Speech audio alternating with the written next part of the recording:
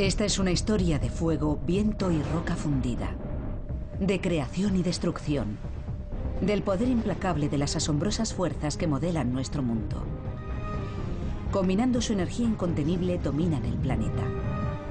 Pero los científicos siguen intentando comprender su naturaleza para protegernos de sus crueles ataques.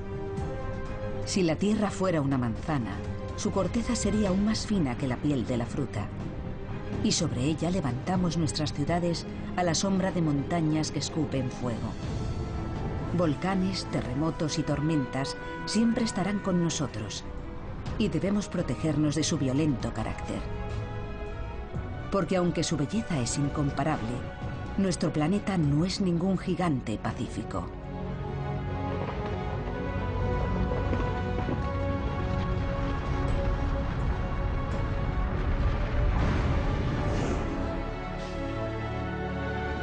Cuenta atrás para una catástrofe. Terremotos.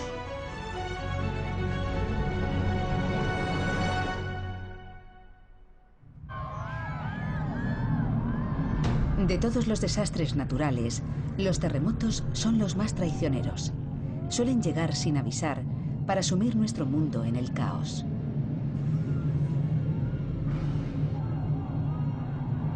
En tan solo unos momentos destruyen viviendas, ciudades y regiones enteras.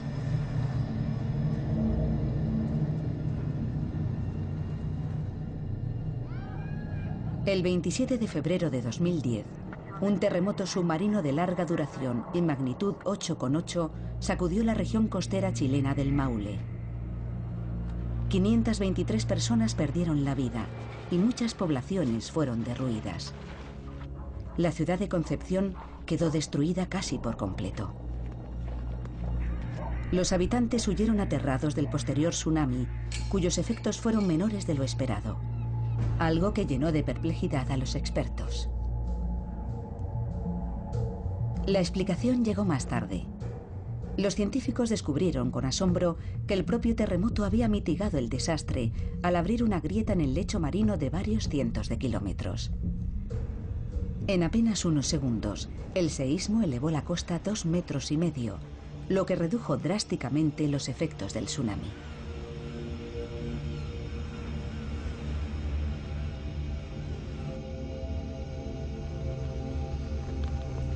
Un año y medio después, un equipo de investigación alemán de la Universidad de Bonn, dirigido por el geofísico norteamericano Steven Miller, parte hacia los Andes chilenos, hacia una región remota que sintió los terribles temblores.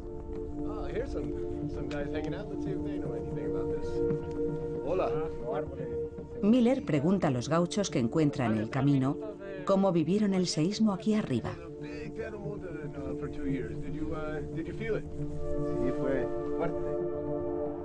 Su destino es el Chillán, un volcán explosivo cuya última erupción ocurrió en un lejano pasado.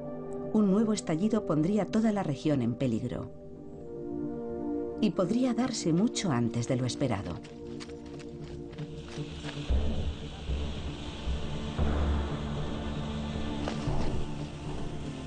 Steven Miller piensa que el potente terremoto de 2010 despertó al adormecido Chillán. Su objetivo es recopilar pruebas que demuestren la existencia de una fuerte correlación entre terremotos y volcanes. Estamos entusiasmados. Hemos elegido el lugar adecuado en el momento adecuado, cuando no hay ningún otro equipo trabajando. Estoy convencido de que vamos a registrar mucha actividad dentro del volcán en respuesta a fenómenos lejanos. E intentaremos contestar a una cuestión recurrente. ¿Desde qué distancia se puede influir en la actividad volcánica? Si hubiéramos estado aquí cuando se produjo el terremoto, habríamos visto un incremento repentino de los gases y el aumento de la temperatura de las fumarolas habría sido bestial. Este es el lugar perfecto para chequear sus constantes vitales, para tomar el pulso al volcán.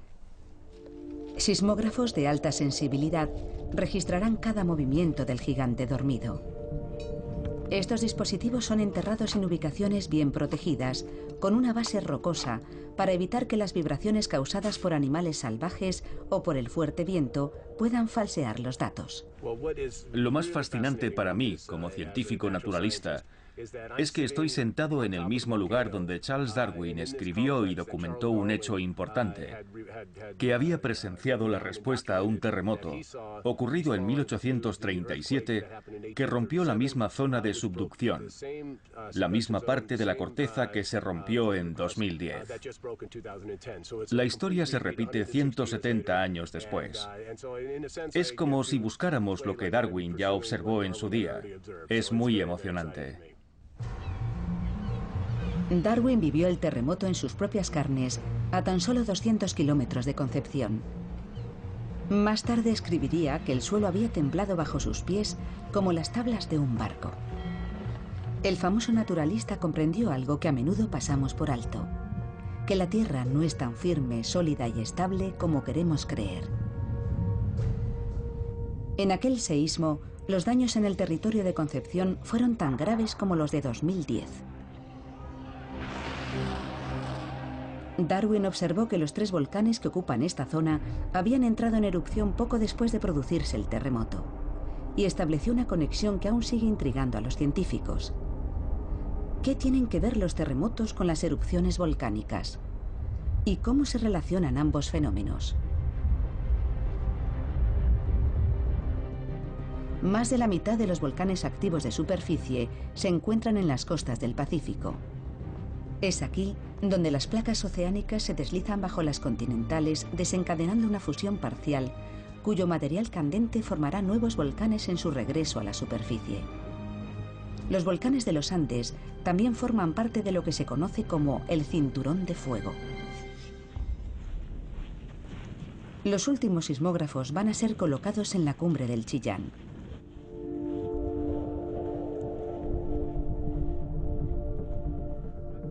Su misión será registrar una serie de temblores muy leves conocidos como enjambre sísmico. Miller piensa que tras el seísmo de 2010, la lava fluida habrá encontrado nuevos caminos en su travesía hacia la superficie. Su objetivo ahora es detectar la vibración, conocida como tremor volcánico, producida por el ascenso del magma en el interior del volcán. Documentar que el magma bajo los Andes chilenos se ha desplazado hacia arriba desde el seísmo probaría que es previsible un aumento de la actividad volcánica como consecuencia de un terremoto importante. Después de recubrir con piedras el último sismógrafo, el equipo inicia el descenso con la esperanza de que los datos recogidos por los dispositivos enterrados arrojen luz sobre uno de los misterios más antiguos del planeta.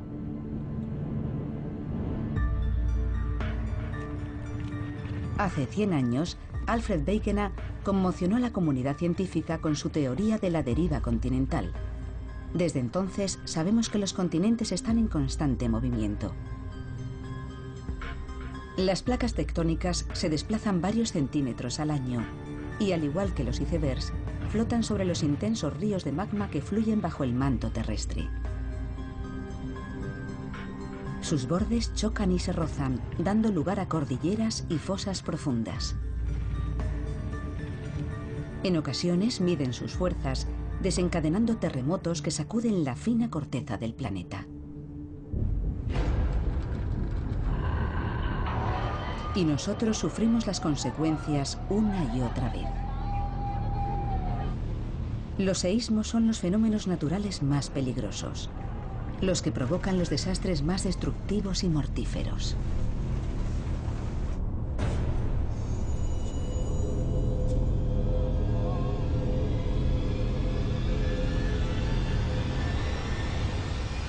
Allí donde se produce un terremoto fuerte, no queda piedra por remover.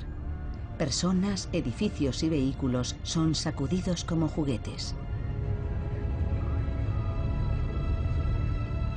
El poder de la fuerza responsable de tanta destrucción escapa a la comprensión humana. Cuando el terremoto de 2010 zarandeó Chile, no solo elevó el litoral 2,5 metros, también desplazó la ciudad de Concepción 3 metros hacia el oeste. Incluso desplazó varios centímetros el eje de nuestro planeta y aceleró su rotación en algo más de 1 microsegundo.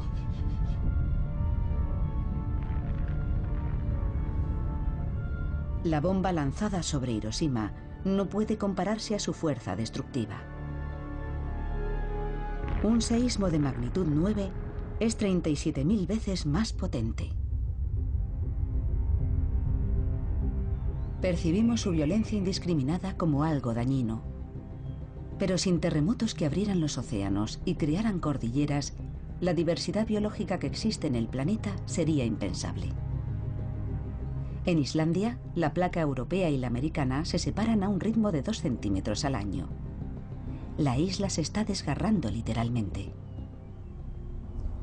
Pero ¿cómo funciona el motor que mueve las placas tectónicas? La respuesta aún es incierta. Sumergirse en las entrañas de la Tierra resulta mucho más difícil que explorar el espacio que nos rodea. Cuando una placa oceánica y una continental se encuentran, la primera se desliza bajo la segunda. Y es en estas zonas de subducción donde han tenido lugar los terremotos más potentes de las últimas décadas.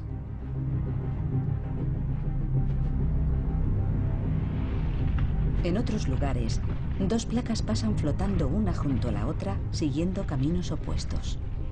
La falla del norte de Anatolia y la de San Andrés son buenos ejemplos de zonas calientes donde se producen fuertes temblores con una regularidad aterradora.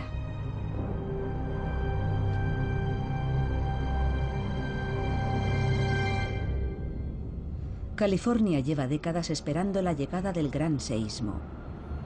Pero no es el único punto tectónico problemático de Estados Unidos.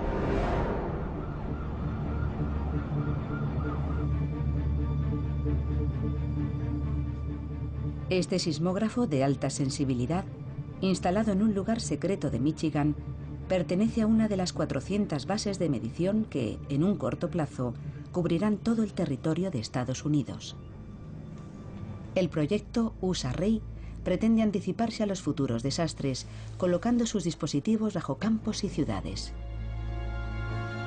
Los receptores son colocados en ubicaciones elegidas para que ningún agente externo, humano o animal, pueda alterar los registros.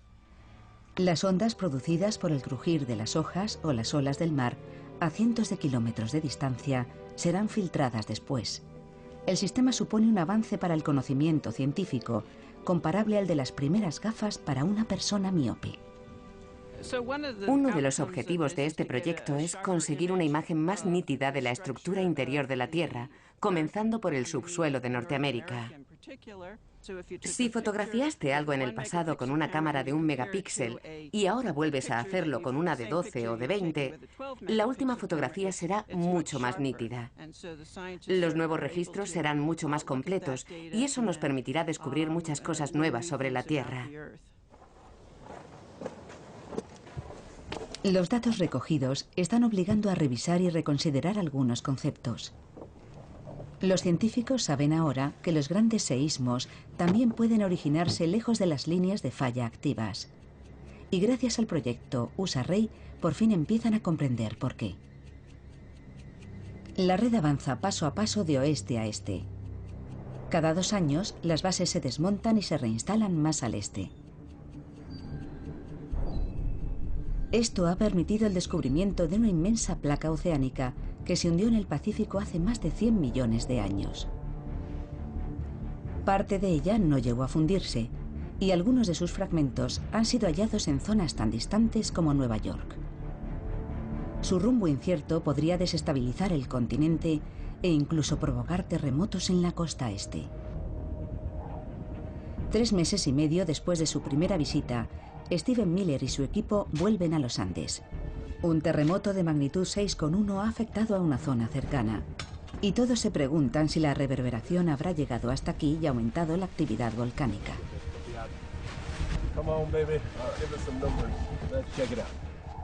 ¿Lo habrán grabado todos los instrumentos?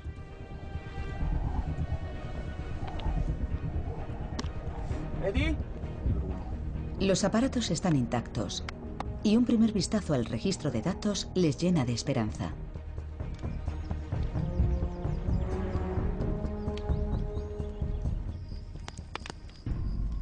Después de la cena llega el gran momento. Los datos sísmicos han sido convertidos en archivos de audio.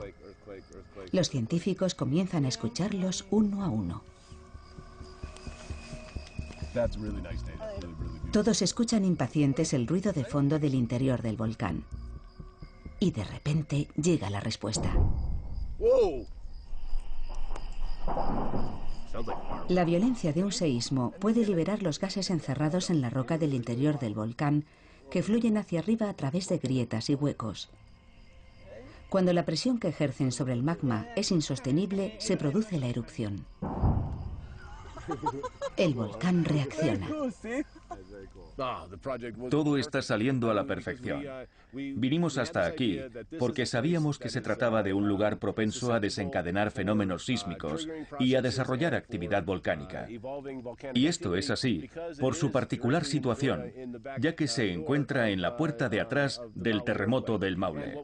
Hemos tenido la suerte de registrar 2 temblores, de 6,1 y 7,1 justo al mismo tiempo, y el volcán ha reaccionado como esperábamos.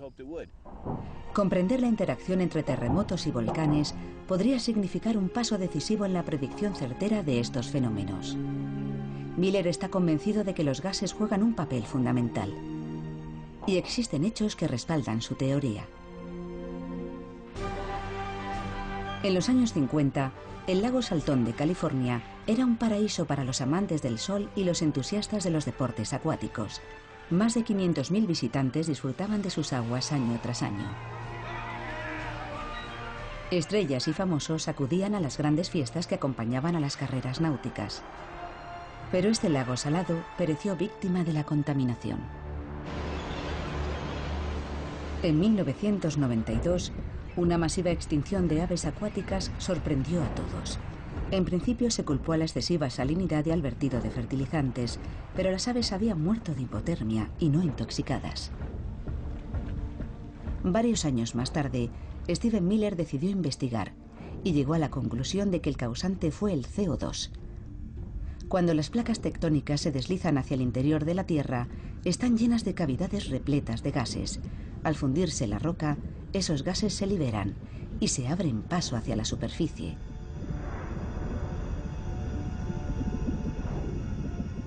En 1992 hubo 2 grandes terremotos al noreste del lago. Es probable que liberasen grandes cantidades de CO2 que al introducirse en los pequeños huecos de las plumas de las aves eliminó su protección al agua y al frío. Más de 300.000 murieron de hipotermia. Así terminó la era dorada del lago Saltón, que hoy tan solo parece una antigua explotación minera abandonada hace tiempo.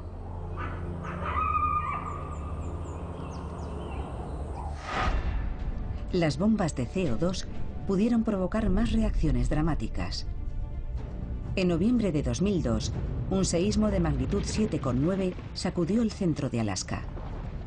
Su energía recorrió más de 3.000 kilómetros hasta alcanzar el parque Yellowstone, donde desencadenó cientos de temblores menores. Y Yellowstone es mucho más peligroso que el lago Saltón. Atrapados en la corteza terrestre, los gases pueden aumentar la presión interna hasta límites extremos. Son como bombas de relojería.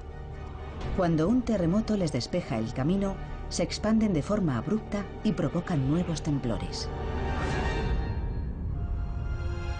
Más de 3 millones de personas visitan el Parque Nacional de Yellowstone cada año, sin sospechar que caminan sobre el volcán activo más grande del mundo. La última erupción tuvo lugar hace 630.000 años.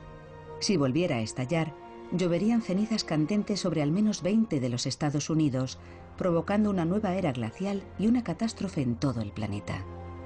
Millones de personas morirían de hambre.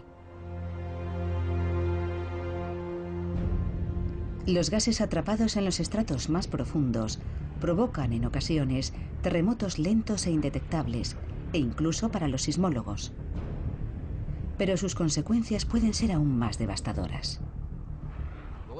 Un terremoto normal es una fractura que recorre la Tierra a unos 3 kilómetros por segundo, lo que equivale a unos 11.000 kilómetros por hora. En cambio, un terremoto lento recorre tan solo unos 2 kilómetros diarios. Hay, por tanto, una gran diferencia entre ellos. Los terremotos lentos se producen cerca del límite superior de una zona de subducción y son conocidos también como terremotos tsunami. No producen temblores fuertes, pero pueden elevar el lecho marino y generar un tsunami. Bajo las placas tectónicas, la presión extrema licúa los gases. Esto hace suponer a Miller que sus inciertos movimientos bajo la corteza terrestre podrían provocar terremotos lentos. Y los seísmos lentos pueden desencadenar otros rápidos. Cuando tiembla el subsuelo del lecho marino, a cientos de kilómetros de la costa, apenas se nota en la superficie.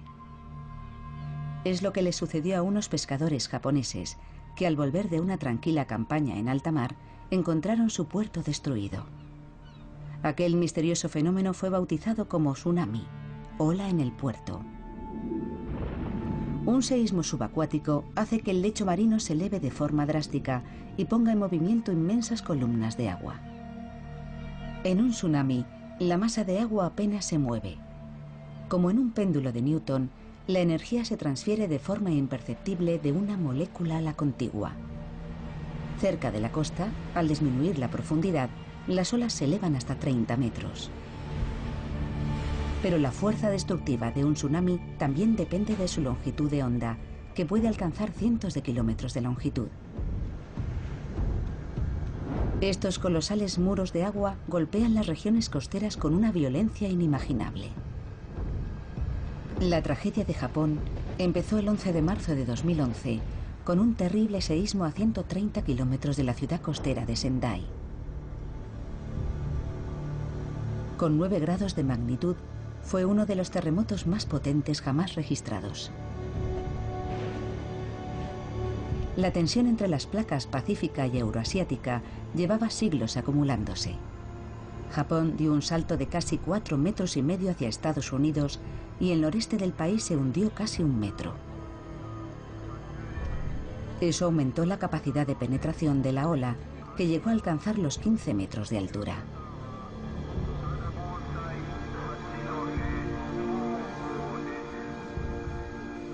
Los muros de contención, demasiado bajos, fueron arrollados y más de 15.000 personas perdieron la vida.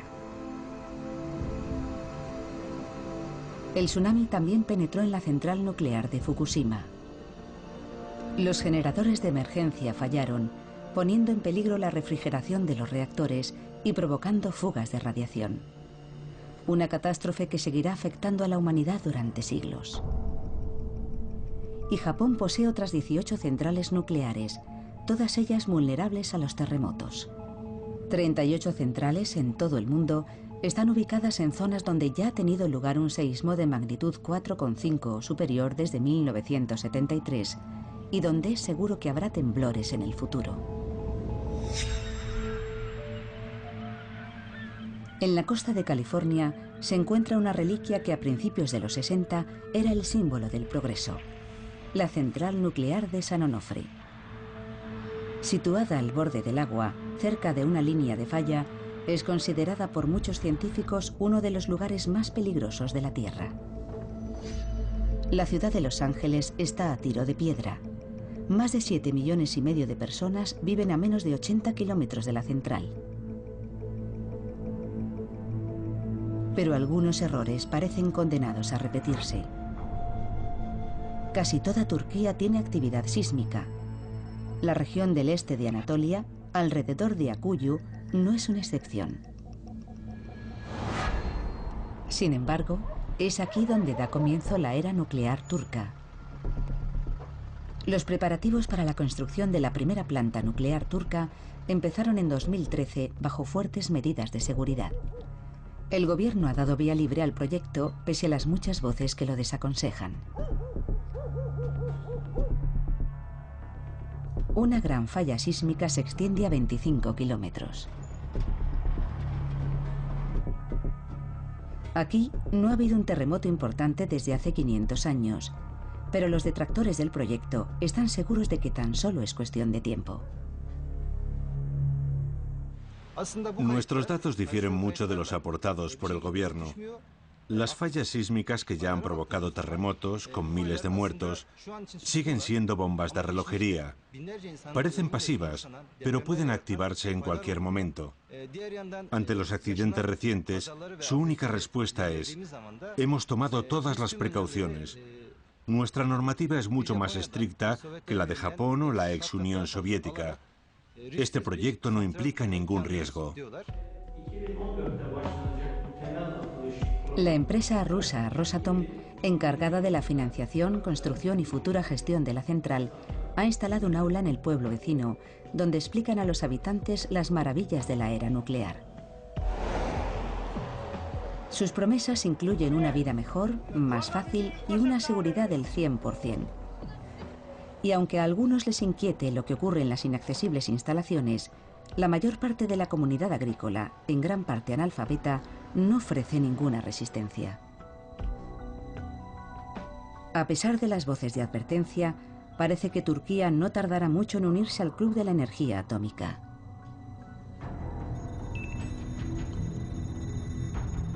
Akuyu tiene un alto riesgo de tsunami. La cercana Chipre se asienta sobre una estructura geológica muy similar a la del escenario del terremoto de Japón de 2011. Allí nadie esperaba un fenómeno tan violento, pero el seísmo contradijo todas las predicciones.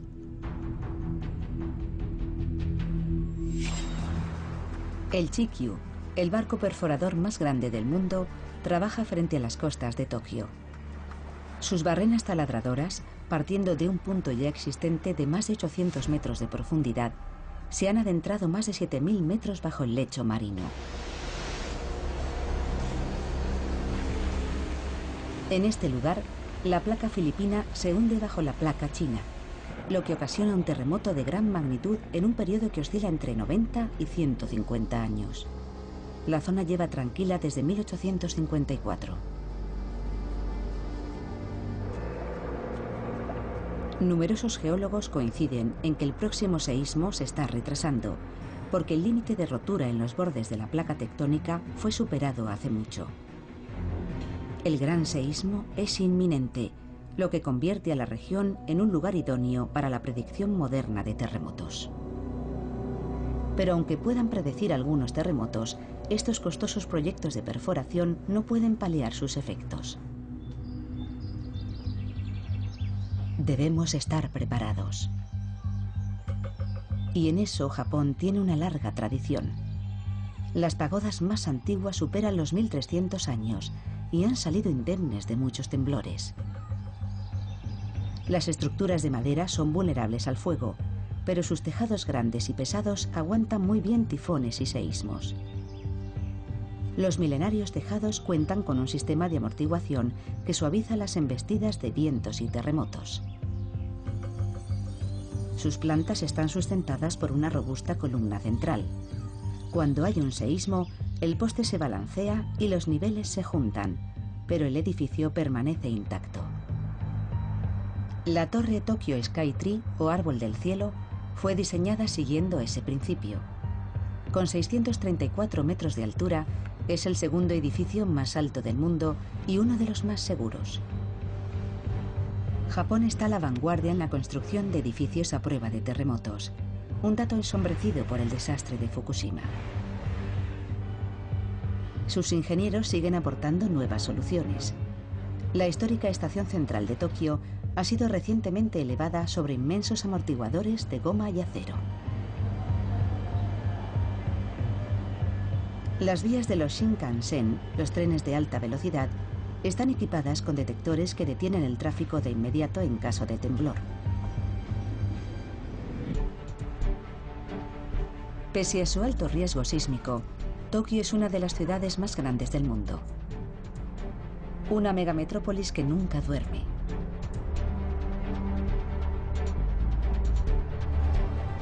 Su área metropolitana, con más de 35 millones de personas, funciona de forma fluida y coordinada.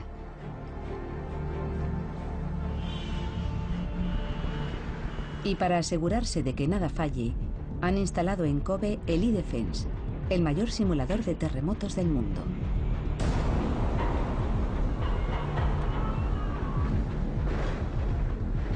Aquí los edificios son sacudidos violentamente de manera controlada, lo que está permitiendo descubrir cosas sorprendentes.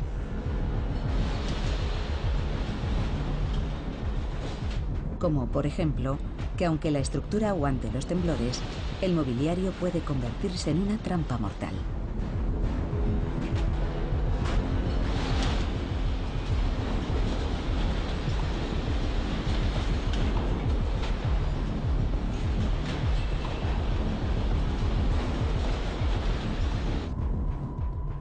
La violencia con la que es sacudido un edificio depende de la fuerza del seísmo y del terreno sobre el que se asienta. Partes de Tokio están edificadas sobre las cenizas del monte Fuji, un terreno muy sensible a la vibración. Las ondas más largas pueden provocar oscilaciones de hasta 5 metros a ambos lados, lo que puede hacer que el mobiliario de las habitaciones destruya las paredes. Un terremoto como el de 2011 aún no se ha producido en ningún lugar del mundo en las proximidades de edificios tan altos. Hay rascacielos por todo el planeta, de Shanghái a Nueva York, pero allí no han sufrido por el momento ningún seísmo fuerte. Pese al peligro latente, aún no se han encontrado alternativas viables, y los proyectos para trasladar la ciudad han sido descartados. Japón confía en la tecnología y la rapidez de respuesta. Una red de más de 1000 sismógrafos recorre su territorio. Cuando se produce un terremoto, los sensores registran las ondas primarias. Un sistema de seguridad automático entra en funcionamiento de forma instantánea. Los semáforos se ponen en rojo y el tráfico se detiene. Lo mismo ocurre con los ascensores de los edificios altos. Solo unos minutos después llegan las ondas secundarias. Más lentas, pero mucho más destructivas, descargan su energía a través de oscilaciones verticales. Los simulacros, muy frecuentes, enseñan a evitar el pánico y a desalojar los edificios de forma ordenada. Todos deben saber cómo reaccionar ante una señal de onda primaria.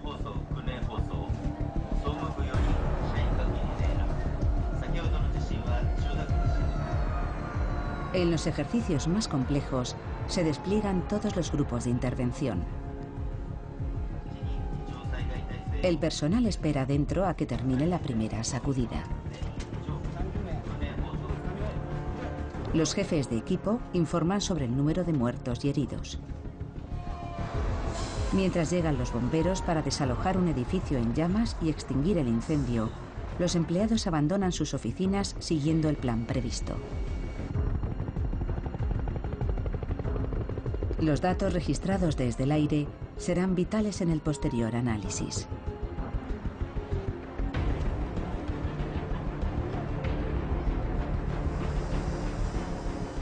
Estas tiendas hinchables serán utilizadas como pabellones de primeros auxilios.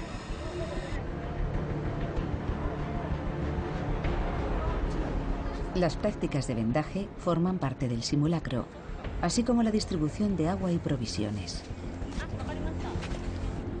Todos se toman los ejercicios muy en serio, conscientes del peligro que corren.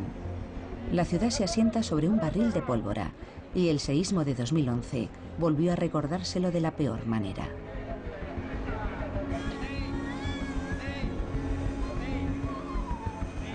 El simulacro de este año también discurre sobre ruedas, haciendo gala de la típica eficacia japonesa. Todos están a salvo y los incendios son extinguidos sin problemas. Pero la utilidad de estos ejercicios en una emergencia real aún está por ver. ¿Ayudarán a mantener la calma cuando llegue el momento y a actuar con serenidad?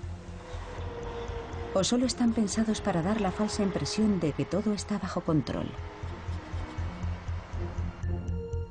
Incluso el mejor sistema de alerta precoz necesita constantes retoques. Las falsas alarmas son frecuentes, algo que los científicos de la Agencia Meteorológica intentan corregir.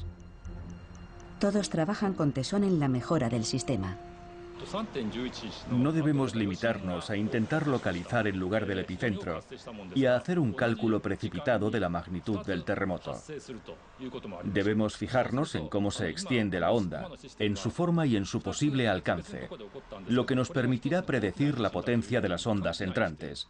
Eso significa cambiar algunos de los protocolos utilizados hasta ahora. En una ocasión nos enfrentamos a 2 terremotos simultáneos. El sistema actual llegó a la conclusión de que se trataba de un único seísmo muy potente que partía de un único lugar. Pero en realidad se habían producido 2 terremotos en 2 ubicaciones distintas, lo que supuso un gran problema. Cuando huimos de un tsunami, correr en la dirección correcta puede suponer la diferencia entre la vida y la muerte. Cuando el profesor de diseño Tomoki Tamiya oyó que los alumnos de una clase habían muerto en 2011 al seguir a su profesor en la dirección equivocada, decidió buscar una solución para impedir que aquello volviera a ocurrir. Su novedosa aplicación para teléfonos inteligentes, muy popular entre los japoneses, muestra la ruta más rápida para ponerse a salvo en caso de tsunami. También ayuda a evitar las posibles trampas.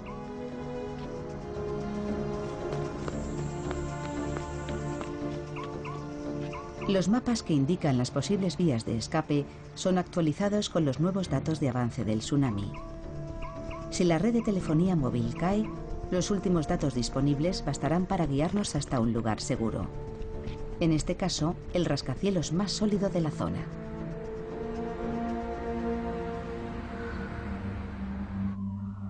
Sin previo aviso, durante la noche del 6 de abril de 2009, un terremoto de magnitud 6,3 sacudió la ciudad histórica de L'Aquila, en el centro de Italia. La localidad quedó reducida a escombros. 308 personas encontraron la muerte y más de 60.000 perdieron su hogar.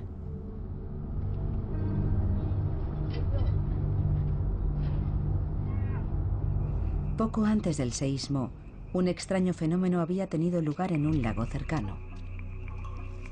La bióloga británica Rachel Grant llevaba 4 años estudiando los sapos de la zona. Varios días antes del terremoto, todos desaparecieron misteriosamente durante 2 semanas enteras y después empezaron a volver al lago de forma gradual. En un principio, la bióloga no relacionó la desaparición de los sapos con el violento temblor que sacudió su propia cama en plena noche. Un colega me envió un correo para interesarse por mí después del terremoto. Yo le dije, estoy bien, pero los sapos han desaparecido. Entonces no vi ninguna relación. Pero un año más tarde, un científico de la NASA me expuso una hipótesis, que justo antes de los terremotos, las rocas liberan cargas eléctricas que pueden oxidar el agua, convertirla en peróxido de hidrógeno y crear otros compuestos tóxicos. Antes del seísmo era un lugar de cría bastante inundado, lo que normalmente gusta a los sapos, pero todos se marcharon, tal vez a causa de un súbito cambio en la química del agua. Trabajando en equipo con científicos de todo el mundo, Rachel sigue estudiando otros lugares donde los terremotos han estado precedidos de un comportamiento animal extraño. Si la desaparición de los sapos hubiera sido interpretada como una advertencia, el número de víctimas en L'Aquila habría sido muy inferior. Perfeccionar un sistema de detección basado en el comportamiento animal llevará mucho tiempo, al igual que la reconstrucción del centro histórico de la ciudad. 5 años después, aún parece una ciudad fantasma.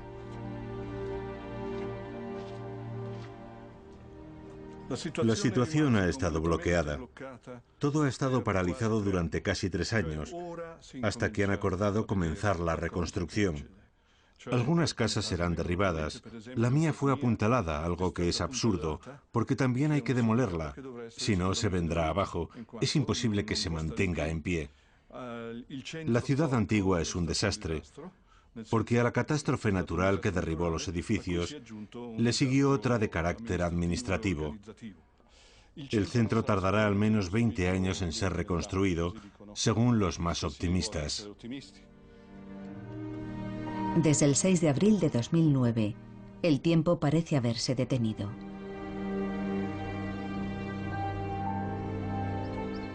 Como forma de protesta, los antiguos vecinos han colgado las llaves de sus casas en la calle principal.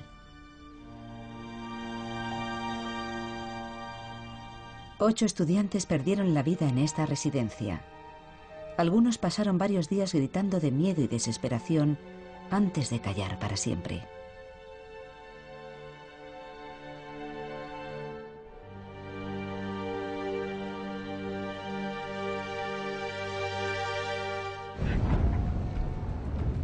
Los incendios que siguen a un seísmo son a menudo más destructivos que el propio temblor.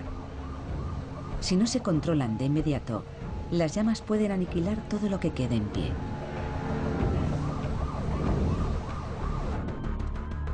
Las complicadas operaciones de salvamento deben ser rápidas y precisas. Cada segundo cuenta. Aunque el tiempo es crucial, los rescatadores tienen que sortear paredes, estabilizar escombros y asegurar edificios para poder recuperar a las víctimas sin quedarse atrapados. Cuando estos hombres se abran paso entre los edificios destruidos, no encontrarán cadáveres. Este teatro tejano de los horrores es conocido como Ciudad Desastre, un lugar donde 70.000 especialistas de todo el planeta se reúnen cada año para conocer a fondo los fundamentos del arriesgado arte del salvamento. ¿Cómo se libera a los pasajeros de un tren siniestrado? ¿Y qué hacer cuando un puente se derrumba sobre un autobús escolar?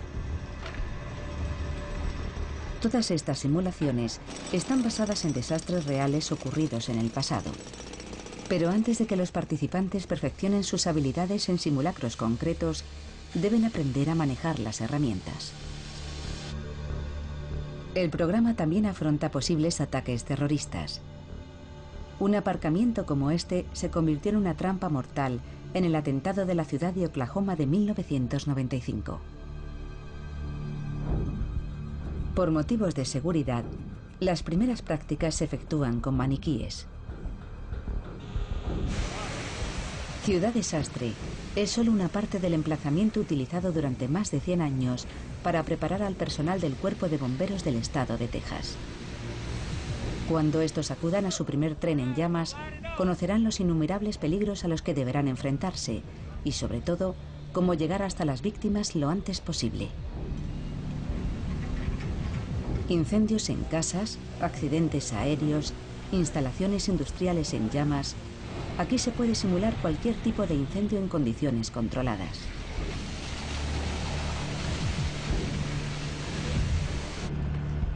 Tras practicar técnicas y maniobras individuales, los participantes de Ciudad Desastre se preparan para una misión específica. Los instructores tienen experiencia práctica en todo tipo de actuaciones y saben cómo instruir a sus nuevos alumnos. Cuando acudes a una tragedia, te enfrentas a un escenario en el que entran en juego muchas emociones, en el que te sientes impactado por muchas de las escenas que tienes ante ti. Aquí te enseñamos a sobreponerte y mejorar tus habilidades, a seleccionar las herramientas y a organizar la intervención para que entiendas el alcance de tu futura responsabilidad.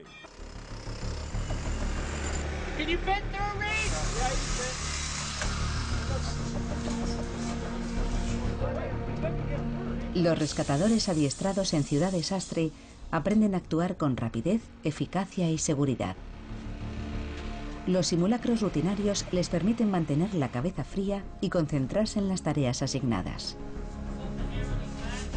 Tareas a las que se enfrentarán día a día en la vida real.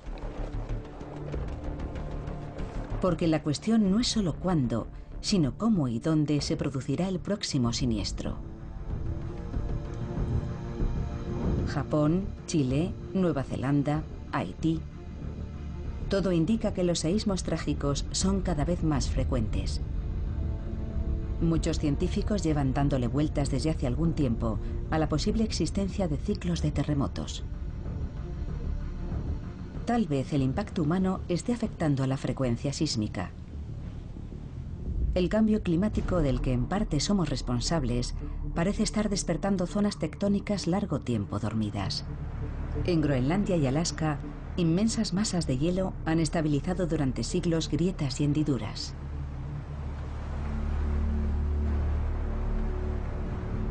Las temperaturas en el Ártico aumentan con rapidez, haciendo que el casquete de hielo se vuelva cada vez más fino. El deshielo eleva el nivel del mar, produciendo cambios en la distribución de la presión que podrían incrementar la incidencia de terremotos en las regiones costeras. Y el deshielo del Ártico no es el único problema. En todo el mundo hay regiones muy activas, como la falla de San Andrés, la falla alpina de Nueva Zelanda y la del norte de Anatolia. El miedo a un megaterremoto es cada vez mayor en la frontera asiática del continente europeo. Bajo el mar de Mármara que baña Estambul, discurre la línea de falla más peligrosa del mundo. La macabra perspectiva de un aumento del nivel del mar aterroriza a los expertos. Según estudios de la Organización de las Naciones Unidas, un megaterremoto costaría más vidas aquí que en ninguna otra ciudad del planeta. El número de víctimas calculado podría alcanzar las 150.000, aunque muchos científicos manejan una cifra muy superior.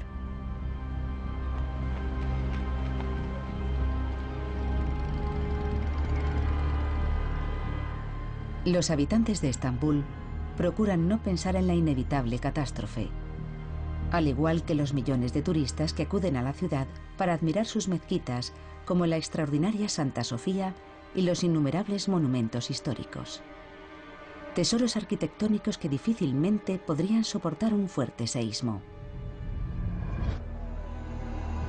Las sinuosas callejuelas del casco antiguo se convertirían en una trampa mortal.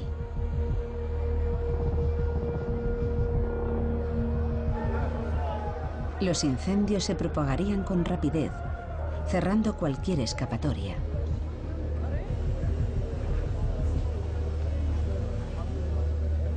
Y el mecanismo de esta bomba de relojería sísmica sigue en marcha.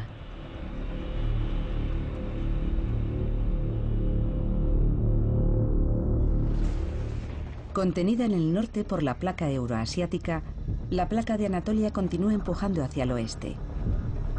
En los últimos 100 años, fuertes terremotos han recorrido más y más kilómetros por la línea de falla en dirección a Europa. En 1999, un potente seísmo cerca de Izmit, a tan solo 80 kilómetros de Estambul, mató a casi 18.000 personas.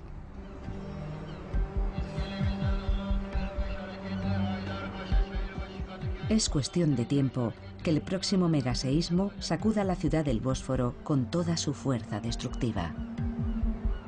El geólogo Celal Şengör mira de frente lo inevitable. Este reconocido científico y ferviente detractor de las medidas gubernamentales dibuja un sombrío panorama para el futuro de su ciudad natal. Estambul es la ciudad más antigua que ha estado poblada de continuo de toda la historia de la humanidad.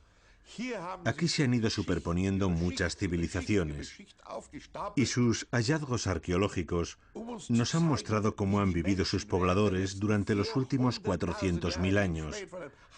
Hablamos de hace casi medio millón de años.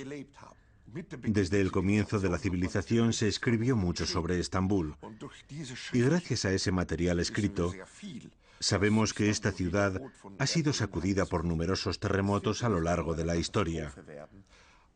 Un nuevo seísmo en Estambul desencadenaría una catástrofe. Debemos recordar que el 80% de los edificios han sido levantados de forma ilegal. No tenemos ni idea de cómo se edificaron, si están bien construidos, si soportarían un terremoto. No lo sabemos. Muchos de los edificios altos también han surgido de la noche a la mañana sin permiso de obra y con una ingeniería estructural bastante dudosa. La ciudad está en auge y continúa extendiendo sus tentáculos. Pero las autoridades han tomado cartas en el asunto, ordenando la demolición de distritos enteros y su completa reconstrucción.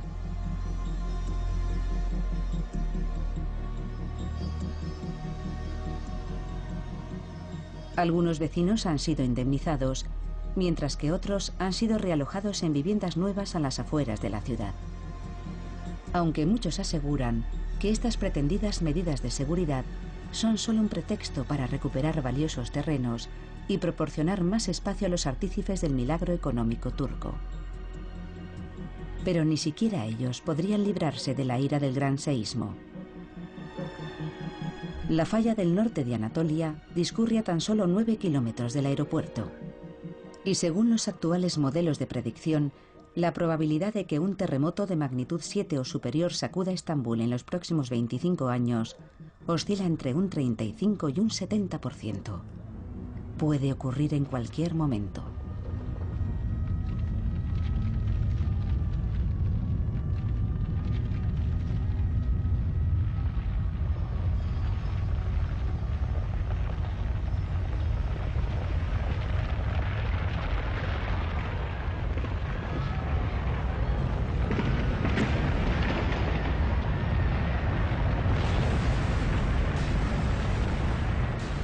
En agosto de 2009, el tifón Morakot asoló Taiwán.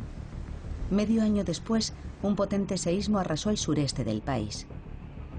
Los terremotos y la actividad volcánica están íntimamente relacionados, y cada vez hay más pruebas de que las tormentas también pueden provocar terremotos. En el próximo capítulo estudiaremos esa extraña interrelación y descubriremos que la Tierra es un ecosistema vivo y estremecedor.